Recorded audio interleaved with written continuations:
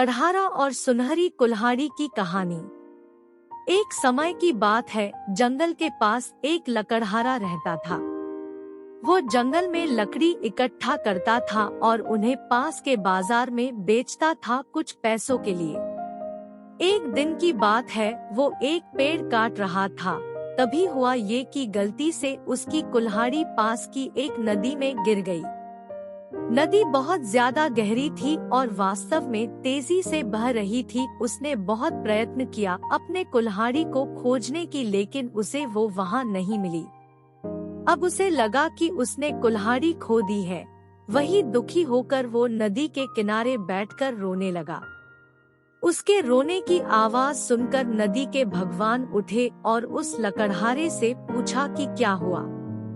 लकड़हारा ने उन्हें अपनी दुखद कहानी बताई।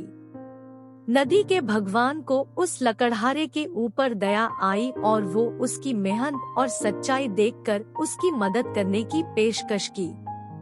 वो नदी में गायब हो गए और एक सुनहरी कुल्हाड़ी वापस लाया, लेकिन लकड़हारे ने कहा कि यह उसका नहीं है।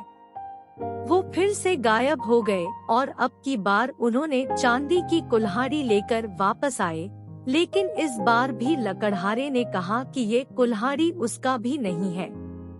अब नदी के भगवान पानी में फिर से गायब हो गए और अब की बार वो एक लोहे की कुल्हाड़ी के साथ वापस आ गए। लकड़ी का कुल्हाड़ी देखकर लकड़हारा मुस्कुराया और कहा कि यह उसकी कुल्हाड़ी है।